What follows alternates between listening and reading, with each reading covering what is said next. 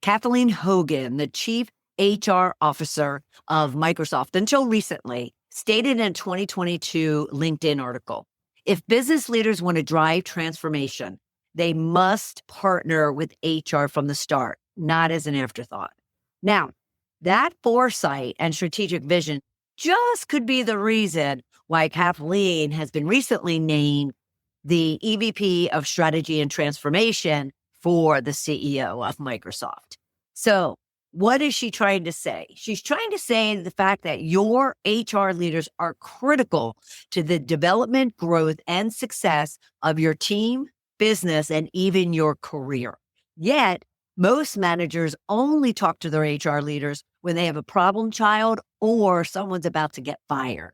In this episode, we're breaking down why so many managers overlook HR as a strategic business partner and the cost of that blind spot, and what's possible when you shift your mindset and start leveraging HR like the strategic powerhouse that they truly are. Whether you're a corporate leader, a middle manager, or an HR professional ready to reshape your seat at the table, this episode is your blueprint for doing just that. Welcome to Shedding the Corporate Bitch, the podcast that transforms today's managers into tomorrow's powerhouse leaders. Your host, Bernadette Boas, executive coach and author, brings you into a world where the corporate grind meets personal growth and success in each and every episode. With more than 25 years in corporate trenches, Bernadette's own journey from being dismissed as a tyrant boss to becoming a sought-after leadership coach and speaker illustrates the very essence of transformation that she now inspires in others with her tips, strategies, and stories. So, if you're ready to shed the bitches of fear and insecurity, ditch the imposter syndrome, and step into the role of the powerhouse leader you were born to be, this podcast is for you. Let's do this. I've been wanting to have this conversation for quite a while because across my client base, I see vast differences between how many managers, middle managers to senior executives, really partner and leverage HR as a powerful tool, a powerful ally that can help them proactively, strategically, and effectively to not only address problems, but also to craft and maneuver what their team, what their culture, what their overall business is going to look like, leading to the success that they want for themselves, the team, and the business. And so the goal of this discussion is to successfully help you shift your mindset away from HR being a compliance department into one of a strategic partner, ally, and leadership tool to help you and your team to grow and foster a culture that breeds success. Mary Barra, CEO of General Motors, she goes about talking around this subject by saying, it's about people at the center of everything we do. Our HR leaders are partners in designing that future. And so think about it. We all say that HR is about people. And if they are about people, then every manager with people supporting their goals and objectives and the success of their team and themselves as a leader really need to lean on the core function that is the people function. And that is HR. And even the CEO of a mid-sized SaaS organization commented, our CHRO is one of the most important voices in the room. She influences every major decision we make. Think about that. You're sitting around maybe doing some calibrations or some strategic planning or some team structuring or restructuring. And who best to provide you all the knowledge, ideas, creative out-of-the-box thinking, a strategic vision, direction on where the work environment is moving.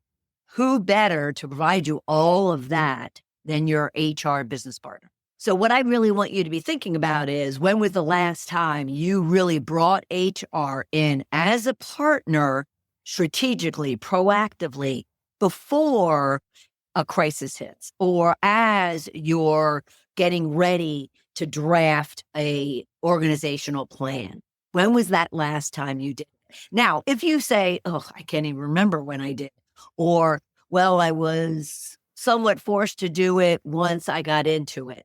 Well, that's okay. No judgment here at all. But what I want you to do is I really want you to consider shifting your mindset toward them being just a cop or an enforcer or a policymaker into someone who can be kind of lockstep with you in really crafting what your culture and your team and the overall business looks like. Let's discuss some of the core reasons for this lack of partnership between HR and the business. And some of them are extremely valid. But again, what I want you to do as we talk through these is check mark whether or not this is a reason why you have not partnered with your HR business partner. And it's okay. We just need to figure out what those blind spots are and what you could be doing about it. Okay. One of the first ones we already mentioned is HR is viewed as almost like a transactional organization, meaning they deal with benefits, they deal with payroll, they deal with bonuses and salaries and promotions and advancements. They deal with very transactional activities. And that's true. However, that's just a small part of what HR handles on a day in, day out basis. However, they also deal with a lot more strategic initiatives and strategic visioning for the organization than just that. The next one would be many managers aren't aware of the capability of HR, aren't aware of what's outside that transactional benefits and salary compensation type of activity. And therefore, that's a simple conversation to have with your partner to really understand, all right, what can you bring to the table? How should I be leveraging you? What is the best time and place for me to be bringing you into conversations about the direction I'm taking my team and my business? But the most important one that I find to be affecting managers, especially the middle managers, though it does affect the upper management levels as well. And that is the fear of bringing in HR to the point where they can see the weaknesses or the lack or the dysfunction of a team or even themselves as a leader. And so they hesitate to partner with HR because they don't want to necessarily put a spotlight on where they might be lacking as a leader. And then lastly, there's a misalignment between the business units and HR, what the expectations are, what are the goals and objectives, what are each of the functions looking to achieve, and do they marry up? Do they align? Do they support and complement one another? Now, this can be a much bigger kind of Pandora box that's open as far as, are there people, goals, and objectives, leadership objectives when it comes to the people development side that are passed down from senior management all the way down to the lowest levels of managers? Are those goals, objectives, and expectations supporting one another and therefore holding each other accountable to ensuring that if people are a number one asset, are we targeting and are we operating and are we aligning to our principles and our values that are only benefiting the people of the organization? So give yourself a check mark for any of these 4 reasons that you may be struggling to really partner proactively and strategically with your HR partner. You just know them as a admin or compliant only transactional type of function. You don't really understand how you could be leveraging them. You're apprehensive about showing your weaknesses or showing your gaps or showing your blind spots or dysfunction of yourself as a leader and or of your team. And then lastly, There's just a misalignment of expectation when it comes to your business goals and objectives and that of HR. Now, every one of these 4 mindset blocks, I'll call them, fears, excuses, I'll even call them excuses. There's a workaround, there's a solution, there's a different explanation and different steps and actions you could be taking in order to address them. But before we get into that, I want to definitely talk about the cost of you underutilizing HR and not having them lockstep with you as you are not only working your way into your own leadership of your team or organization, but also of that vision, of the culture you're trying to build, of the overall team development that you're trying to instill. There's a cost by not utilizing HR from the very beginning. The cost of not aligning to HR can cover several areas. It can cover overall team performance. It can cover overall organizational impact, as well as your manager level impact around you personally. So let's first kind of work backwards. So overall team performance impact. Well, you're not maximizing the ideas and the strategies, the initiatives, the programs that HR is, if not developing, they're well aware of and or they have in place in order for your team and or yourself to get the training, learning, and development that you need that will help you to really build a high functioning team that you're looking for and you need in order to accomplish your goals. So you're missing out on that opportunity. The other thing around team performance is if you do have, as I mentioned earlier, if you do have a problem child, or you're at a point of having to terminate someone, well, that's just going to create turnover, and that's just going to create team dissatisfaction, low morale, because of the fact that maybe, just maybe, without engaging HR, they didn't have an opportunity to get the coaching, the training, the support that they needed, the guidance that they needed in order to change their ways. So again, low morale and high turnover that you weren't wanting or anticipating. And more importantly, if you are losing, if you don't want to call them a high potential because of their problem child issues, look at it as if they are high productive, high generating type of individuals with some challenges or with some issues or with some behavioral changes that are needed. Well, you might have missed the opportunity to correct those things in order to maintain the tactical or the technical functional expertise that that individual has. So that's team performance. When it comes to organizational impact, well, we talked about a little bit about it. High turnover. It'll create burnout. From an organizational perspective, it'll create low morale. If all of a sudden they're seeing that there are opportunities, there are ways to solve problems that you're not considering because you're not engaging someone that has a very objective, very unbiased view into your business, then you're missing out on those opportunities, and that'll create the turnover, the burnout, the low morale. As well, if you're not in lockstep with HR from the get-go, you could be going about the hiring, the development, the coaching, and the accountability of team members ineffectively, poorly, not in the degree that HR, with their expertise, their insights, their experiences, their encounters, the tools that they have, they could be providing you in order to ensure that your hiring decisions are good, your accountability actions are strong and effective, any coaching, development, or training is appropriate. At the same time, you might have this grand plan for how you want to really instill a specific type of culture and create a specific type of environment for your team. And yet without the input from HR, you might be using outdated strategies, outdated ideas, outdated initiatives.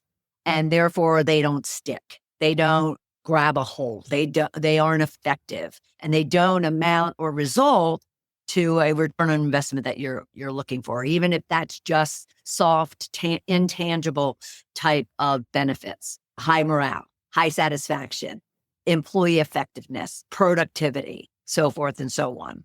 So again, HR is that conduit to bring all of that knowledge, all that experience and expertise into those conversations that you'd be having. And then, of course, I saved the most important one when it comes to organizational impact, and that would be similar to the hiring decisions. You would probably be misshooting at whatever succession planning you're landing on. So you might have a specific idea or ideas around your succession planning for yourself or for other team members. You might have a very biased, a very narrow-minded, no offense, a very specific idea of what that succession plan should look like. Your HR partner, again, they are objective, unbiased. They're looking across the business, not just at your team. They have a lot more insight than you might have. And they would be able to kind of clear out any blind spots, kind of wash away any murky ideas or suggestions that you have that might not be in the best interest of your team, of yourself, and of the business. And they can bring a fresh viewpoint on that type of plan. Organizational impact is succession planning, high turnover, burnout, low morale. If you're misaligned in your hiring decisions or your team advancement decisions as a result of not getting HR involved, and or you're implementing initiatives and programs that aren't sticking as a result of maybe outdated or narrow focused type of programs and initiatives.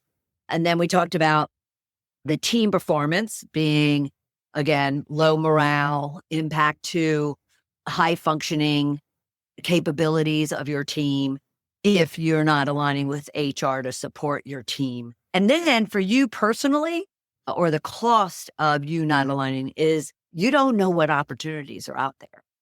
Too often I'll hear from clients of mine that they are very tunnel vision into the function or the business that they're in. Say that they're part of, obviously, cross-functional type of organization, but more importantly, they also have multiple business units, individual, separated, unique business units. Well, if you're just maintaining your vision in what it is that you want to do for yourself and for your team, you might be tunnel visioned into just your silo or your function or even your own business, let alone all the other businesses with all the other functions and all the other opportunities that may exist out there. So you're missing out on potential growth opportunities as a result of that for yourself and even for your team members. At the same time, you could be taking on risks and not putting into place some critical, in some cases, it could be safety. It could be DEI or diversity type of programs that HR is aware of. HR knows are important. HR knows will prevent any type of current or future legal issues that you might be dealing with. If you're acting alone, then you're missing out on all of that key information. And then lastly, if you do have some dysfunction, if you do have some discourse or issues with team dynamics, and you're trying to handle them by yourself without proactively, consistently engaging HR, well, then you're also adding a risk and a cost to the business. Because again, going back to the organizational impact, it'll create high turnover, low morale, burnout, so forth and so on. A lot of costs to the business for simply avoiding or ignoring or just having a blind spot to bringing in your HR partner from the start. Now let's look at the benefits, the value, the impact, positive impact to you, to the team, to the business when you see HR as a strategic partner. Now you're making very fact-based, data-driven type of decisions. You're creating fact-based, data-driven ideas and visions and plans. You are able to really craft the goals and the objectives and the measurements that you would want to have for the culture, for your team, for yourself, and maybe the overall business as a result of partnering. Why is that important? Well, wouldn't you want to save yourself a lot of headache by actually making those decisions, creating those plans, and implementing programs and initiatives that have been proven before or have statistics behind or been there, done that, do's and don'ts? Wouldn't you want all that information when it comes to making some really important decisions and or creating new ideas and new visions and directions for the business? Absolutely. And HR would have that for you. The other thing too is you'd be able to make these decisions faster and more effectively than you would have if you're acting alone.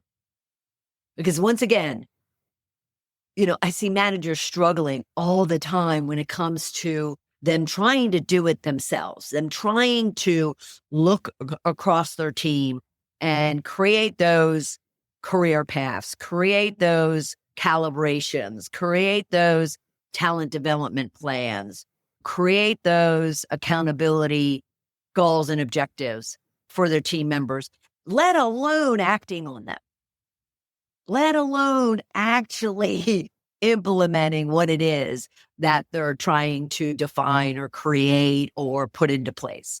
And so HR, again, has a lot of information. They have a lot of plans. They have a lot of initiatives and programs. They pretty much have been there and done that. And great if you have an idea that they haven't taken on or that hasn't been brought to them before. And now you have a partner in crime to get that defined and implemented. And again, faster than if you were acting alone. Now, another one would be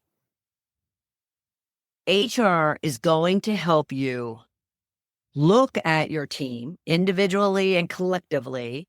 What is working? What is not? What are some gaps? What are things to be leveraged? What are things to be addressed? What are things to be learned? What are things to be coached and developed to where then you can feel confident around really building and developing a high functioning team. By doing that, it addresses some of those impacts that we talked about. By doing that, it ensures that individual team members feel valued, feel important, feel as if they're contributing. They feel confident because they know the goals and expectations. They know their career path. They know what it is you're working to accomplish, therefore what they are there to support you in accomplishing. And as a result of that, you're going to retain those top performers. You're going to elevate individual and team effectiveness. You're going to increase productivity and efficiency and effectiveness. There's so many benefits as a result of you just simply partnering with HR to really strengthen your culture, strengthen your team, strengthen yourself as a leader, the plans and the initiatives and the goals and the objectives that you have for yourself.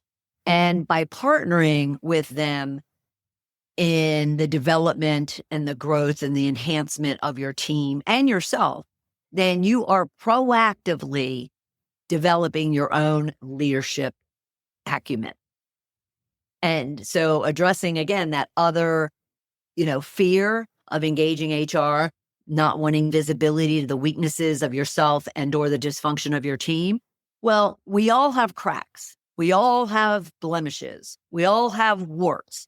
And what we want, though, as leaders, is we want to clear those blind spots, and HR can help you with that. So then you know where the gaps are, you know where the blind spots are, you know where the weaknesses are. But at the same time, you know also where the opportunities and the strengths are. So now you could put a plan in place for your team members, for the team as a whole, and for yourself to close those gaps, to elevate everyone's performance and everyone's capability. And therefore, again, benefit being that you're going to drive up employee satisfaction. You're going to drive up retention. You're going to drive up top performer productivity and many more things. Those far outweigh and far more contribute to your overall success and the business's success than not engaging and having those costly impacts to the business. So if you can shift your mindset from HR is transactional, HR is compliant, HR is a cop, HR puts the fear of God in everyone when they walk in the room. If you could put that aside for yourself and for your team members, by even coaching and developing your team members to the benefit and the value and the contribution HR can make to themselves and the team, then you're going to separate yourself and differentiate yourself from any other leader around you. And how would that be? And then what would that do for your career? Woo is what I have to say. Let's talk about 5 things you could be doing to build that partnership, to build that integration, to have someone to lean on when it comes to the planning, the implementation, the assessment, and the growth of your team, of the business, and even yourself. So first off, engage your HR business partner.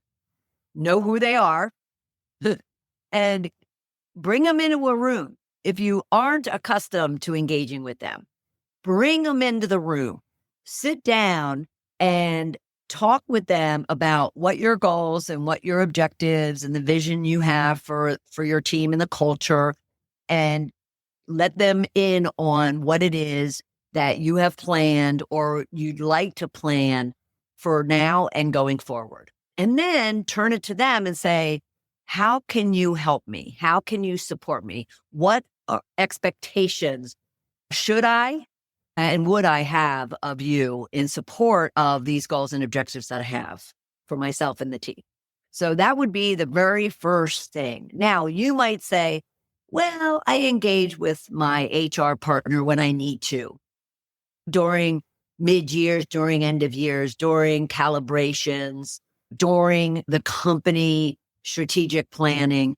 No, that's not the extent of which you should be engaging them. You should be engaging them to where they are lockstep with you each and every day of the plan that you're working to implement. So you can proactively engage them on opportunities amongst your team, issues you're having with your team, new plans, new goals or objectives that you have for the team and for the business, strategic visioning for the future that you might have.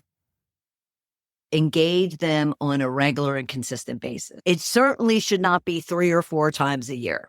It should be regularly as you are working through keeping your team and the goals and the business moving forward and growing. Now, that said, when you are strategic planning, succession planning, calibrating, make sure they're there.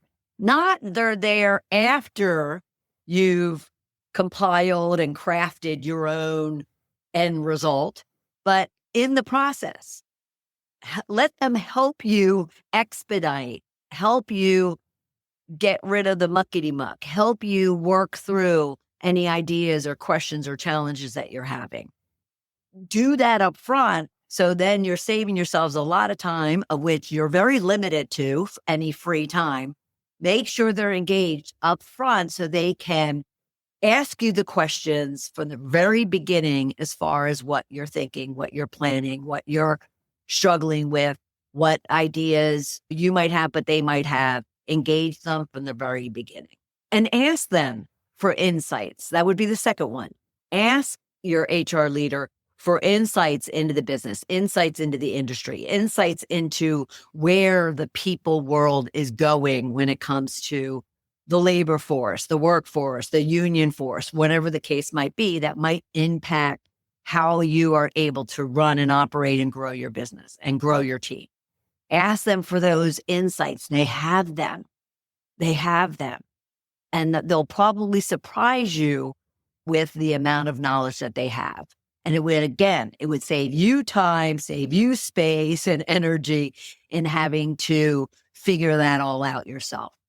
This is not the time to think, oh, well, I can do it all myself and I have all the great ideas and I want to be the victor of my people, my culture. No, that's swallow your pride and engage the person who or persons who can help you best and fastest and most effectively, because that will just be what really puts a spotlight on you and your leadership. Now, when you are developing strategies and plans, as I mentioned, partner with them, co-partner with them. Let them help you define your goals. Let them help you define those career paths, those succession plans, those accountability checkpoints, those performance review process and feedback. Again, don't go it alone and on any of this. And then in turn, make sure that you are also highlighting and promoting and championing HR-led initiatives, HR-led programs. It could be a leadership program. It could be a skill development program. It could be a cultural program. Recognize the value that HR brings to you and your people and back them up and champion what it is that they're working so hard to bring into the organization, into your team, to elevate and advance the capabilities, the productivity, the effectiveness, the efficiency, the high potential, just overall capacity and functioning of your team. Champion them as much as they're going to champion you. Now, they will have hard conversations with you if need be. At the same time, they're also going to have your back and make sure that they are the partner for you. And then look at them as an enabler, not as a cost center, not as a drain, not as a cop, not as an afterthought. Think of them as an enabler for you to be the best leader you can be. It'll make your job so much easier. So how can you do it? 5 ways. Invite them to the table when it comes to your strategic planning, succession planning, whatever the case might be. Ask them for their insights on the business, on the industry, on the workforce, on whatever external factors could impact you and your business. Co-develop your programs and initiatives with them. Share your ideas and let them help craft it with you. Maybe they have ideas for you that you haven't considered that you then can work together to craft and implement and succeed with. And then be sure to also be champion any programs or initiatives that HR is also leading. It's almost like I want to add that you should also be championing HR to your people. Most employees, let alone managers, most employees fear HR. The minute HR walks into a room, everybody shuts up. So what you need to be doing as a leader is you need to be championing HR to your people to get them to recognize them as a partner, as someone that they can lean on, someone to confide in, someone that they should trust, someone that they should build a relationship with. And then lastly, treat HR as an enabler, someone who's going to help you, someone who's going to give you the tools and the capability to execute on and achieve the goals and the plans that you have for yourself. Don't look at them as a cost center, as an expense. They are not a cost center. They are your partner, your powerhouse tool that will get you from where you are today to the goals and the objectives that you have for tomorrow. As we close out, I want you to be considering something. What is one business challenge that you're facing? And how could your HR partner help you to solve it before it becomes an issue? That could be people, process, policy, whatever the case might be. What is one challenge you might be facing that they can actually proactively support you on and help you work through before it escalates? I want to encourage you to schedule a strategy conversation with your HR leader. Sit down. If you aren't familiar with each other to the degree of which you can leverage each other effectively and productively, then sit down and have that conversation. Lastly, the future of leadership, your specific leadership, isn't about what you control. It's about who you collaborate with. And your HR leader might just be the secret weapon you've been ignoring. What can you do to change that? And if you aren't sure, then be sure to schedule some time with me and let's talk. Go to coachmebernadette.com/discovery call and let's talk for 30 minutes. I'll give you some ideas, some tips, and some strategies for moving forward and really ensuring that you are leveraging the powerhouse tool that's right there in front of you that you might not be optimizing. All right. Before we leave, as a highlight, next episode, we're going to be talking to John Gates of Salary Coach. He is going to be talking about how you can be confident and be a powerhouse when it comes to negotiating your pay. And so if you need some negotiation secrets, that episode is going to be one hell of a powerhouse episode. So be sure to subscribe, like, and follow us on any one of your podcast streaming services or on our YouTube channel, Shed the Corporate Bitch TV. And you can also go to balloffirecoaching.com/podcast and follow and subscribe to any one of your podcast streaming services right there.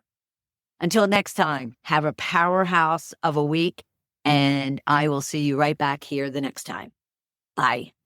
Thank you for tuning in to today's episode of Shedding the Corporate Bitch. Every journey taken together is another step towards unleashing the powerhouse leader within you. Don't miss any of our weekly episodes. Subscribe to our podcast on Apple Podcasts, Spotify, or wherever you love to listen. And for those who thrive on visual content, catch us on our Shedding the Bitch YouTube channel. Want to dive deeper with Bernadette on becoming a powerhouse leader? Visit balloffirecoaching.com to learn more about how she helps professionals, HR executives, and team leaders elevate overall team performance. You've been listening to Shedding the Corporate Bitch with Bernadette Boas. Until next time, keep shedding, keep growing, and keep leading.